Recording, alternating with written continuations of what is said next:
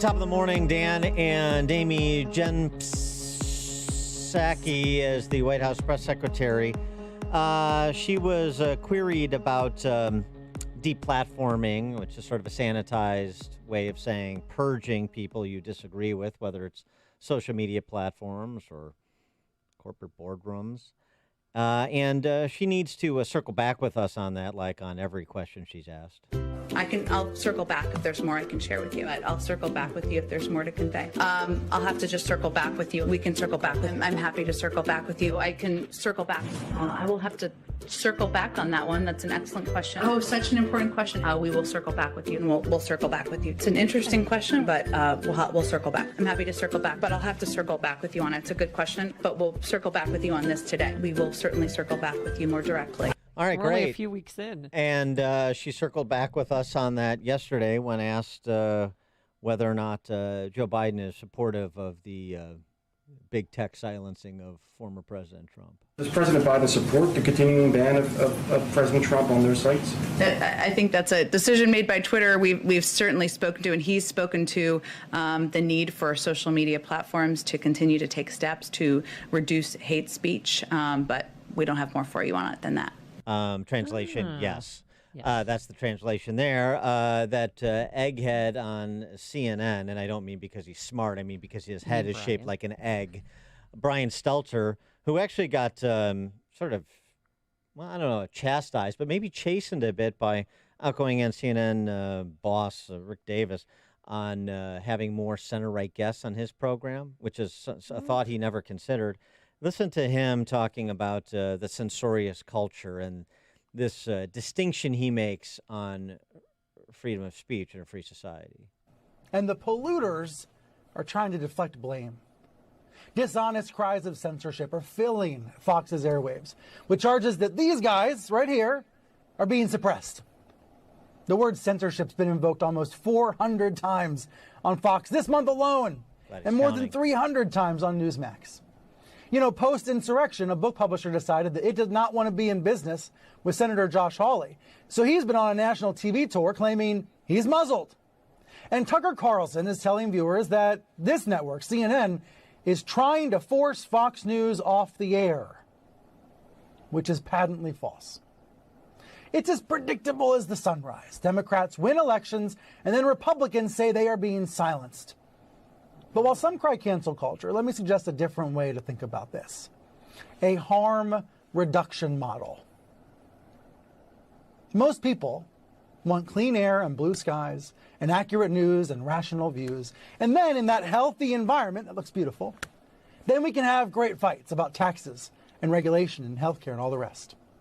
The vast majority of people can agree that disinformation about, let's say, the pandemic is unhealthy. It's harmful. So how can that harm be reduced? Well, big tech platforms say they are removing lies about vaccines and stamping out Stop the Steal BS and QAnon cult content. Now, do these private companies have too much power? Sure. And many people would say yes, of course they do. But reducing a liar's reach is not the same as censoring freedom of speech.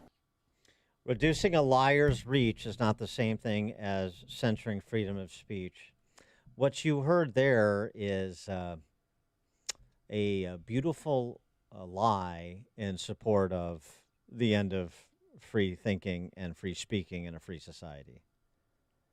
From that's, all polished up by that goof, Brian Stelter. Your favorite. Who is a complete intellectual lightweight, which is why he doesn't have people on his show that differ from him, because he will get destroyed rhetorically. Pretty much. And we've actually seen that happen. It doesn't even take much of an intellect to tear him apart.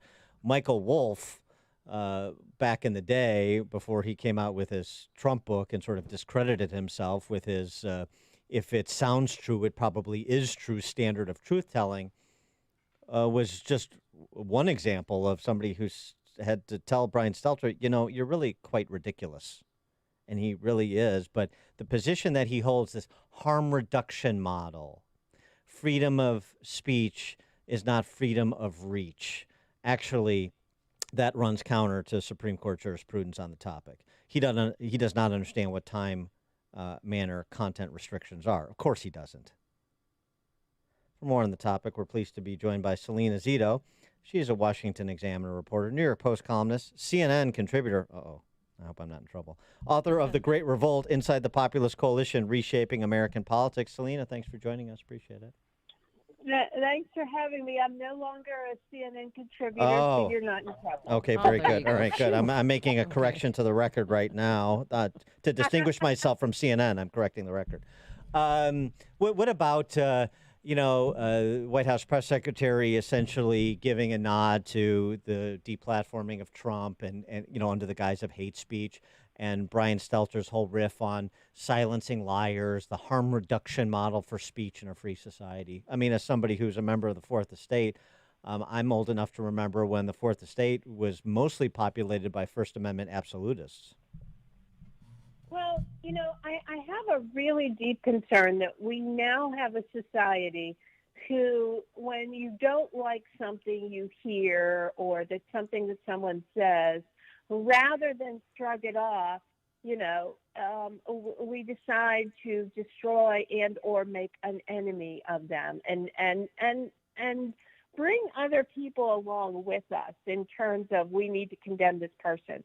I remember I had a teacher when I was a young girl who taught us we live in a democracy and you should expect to be insulted at least 17 times a day.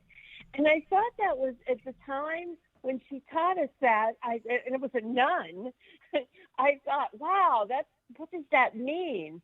But, as I grew older, I understood that was the freedom of speech, that people can be insulting to you or your belief system, and it's okay because that's the consequence and the liberty of free speech.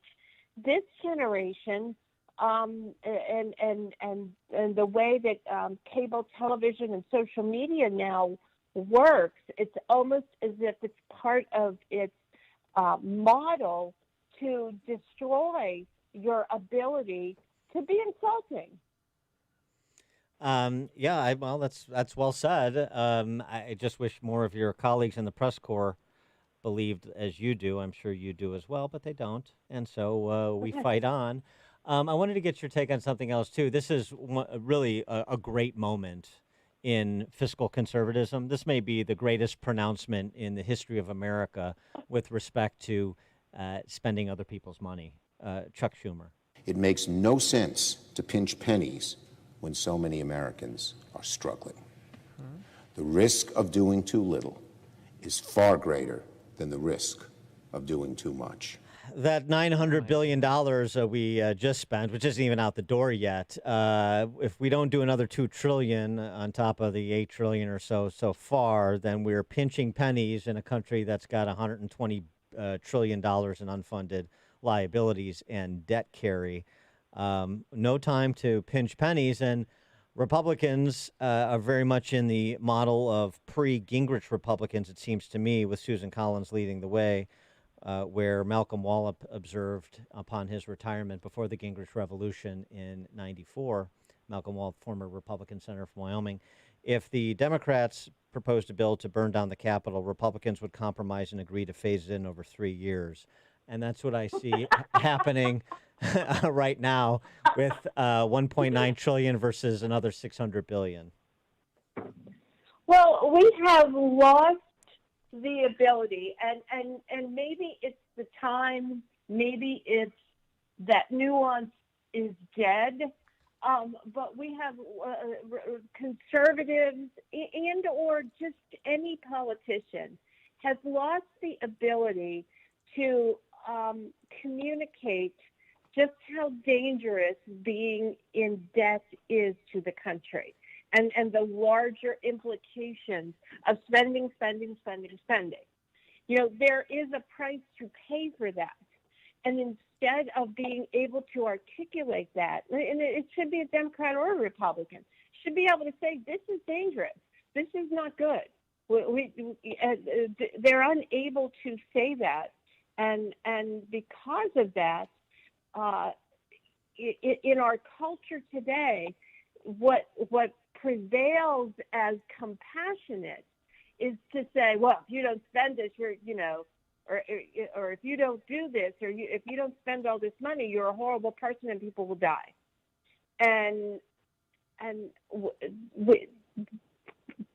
people in Washington need to get back to be able to say, look, we can't do this. We can't spend this because of this. But this is what we can do to help people. And we don't do that. And it's interesting too because, frankly, I mean, there are a few people that pay lip service to it and probably really mean it, like the Rand Pauls of the world. But honestly, even the Great Revolt, per your book, even the great revolters behind Trump, I mean, nobody is really interested in putting a governor, so to speak, on D.C. spending. No, they're not, and we did write about that. As part of that coalition were people that were descendants of the New Deal coalition, right? And those ideals. And the New Deal coalition was spend money, and the problem is think about Barstool, and how it's helped other people. We've lost the ability to embrace that in a lot of different aspects, that social safety net created by ourselves and each other rather than a reliance on government. And I think that's really important to get back to that. And you see this sort of emergence within the Trump coalition. They're almost becoming the Barstool coalition, where they are going towards helping each other rather than the government just handing us out checks. And I Salena, think that's the new aspect that is going to rise up among conservatives. And Salena, but people are going to need help. I mean, what's the impact of Biden's climate policies on consumers? I was reading your New York Post article that you wrote, and when you featured Lori Cox, and it's heartbreaking what's happening to people. It's not just people that are working on the pipeline; it's communities that surround those workers. Absolutely. I mean, I will not lie. I was in tears when I interviewed Lori Cox, and I strongly recommend people go and read that story. You can just grab it at SalenaZito.com. But, she's sitting in her hotel. It's a really cool hotel. It's like something out of a Gary Cooper or John Wayne movie, right? It's in South Dakota. It's in the West. It has that feel, and it's empty. And she said they bought it in September. They had been booked every day since the first day they opened. They built a community room inside the hotel so people could have breakfast together and coffee. And it was mostly union plumbers, pipe fitters, welders, laborers who stayed there and worked on the pipeline. On the morning of the inauguration, it was at 4:00 in the morning, and everyone was in there, right? And they're leaving to go out to work. By 4 p.m, it was completely cleared out on Inauguration Day. Why? Because Biden signed the executive order killing the pipeline. It doesn't just impact the workers, though. It impacts places like the Strobel Hotel. It's not just the job. It's the job that those people supported. It's the barbershops. It's the churches, it's the schools, it's the tax base of the town, it's the hotels and gas stations. There's a snowball effect that politicians miss. And one would hope that they would pursue legal action here because, ironically, there is a Trump-era decision by John Roberts, which is a terrible decision, but it's the Supreme Court's holding nonetheless in the DACA case that you can't just rescind an executive order that created a reliance interest. And you could, I think, convincingly argue that you created a reliance interest with respect to a reliance interest was created with respect to the pipeline, and you can't just rescind that through executive order without going through an administrative process to slow this down and give more people, at minimum, more of a chance to reposition if ultimately that's going to be the outcome. It would seem to me, whether it's a private business or a public interest law firm, let's find somebody to rally to the defense of these people. Yeah, and what I find is fascinating, and it's what I'm working on right now to figure the story out. But the oil's still going to come through from Canada. Right. It's just not going to come through on a pipeline. Right. And the pipeline, by far, it was much more environmentally safe than bringing it over the border from Canada with trains and trucks.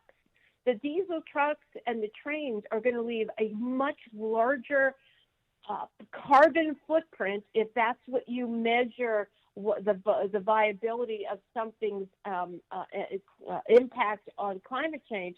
It is going to have a much bigger impact in terms of how they measure, climate change than going through the pipeline. So then you have to think, okay, who benefits from this? Well, mostly trains. Okay, who Warren owns Buffett. most trains? Warren Buffett. Okay, who's the biggest contributor to Biden? Oh, Warren Buffett. Those are just okay, those are just unhappy coincidences, Salena. Nothing to see here. I wanted to get your take on one more topic before we let you go, and that is the John Weaver story, and the press coverage of the John Weaver story. It's starting to happen now because the New York Times has done some coverage, but the questions that have not been asked of the Lincoln Project cast, all of whom are DC insiders, all of whom, from what I understand from Ryan Gerdusky, who broke the story, all of whom have know about these allegations that have swirled around John Weaver for more than 2 decades. Are we going to see those individuals, the George Conways and the Rick Wilsons and the Steve Schmitz, all of the celebrities on CNN and MSNBC because they share Trump hatred, be called to the carpet? Probably not. But okay. But the truth is, though, I don't live in D.C. I live in Western Pennsylvania. But even I had heard the rumors, years ago, that he had issues. Yeah. But it's a very clubby town, and they protect each other fiercely, even across party lines, because it's their team. Everyone's part of the team, and a conservative journalist and one of the victims of his predatory behavior just said, "You know what? That's it. I'm breaking the wall here, and we're going to talk about it." And it was still ignored 2 weeks ago when the story came out in conservative news. But for some reason, it finally broke the wall and was in the New York Times. And so I don't think that you can go backwards on this story. But I wonder if there will be the pursuit of the people that hid it within, if they did, within this little club. She is Salena Zito, Washington Examiner reporter, New York Post columnist, author of The Great Revolt Inside the Populist Coalition, Reshaping American Politics. The website again, salenazito.com as well. Salena, thanks as always. Thanks so much for having me. Thank you. And she joined us on our turnkey.pro answer line.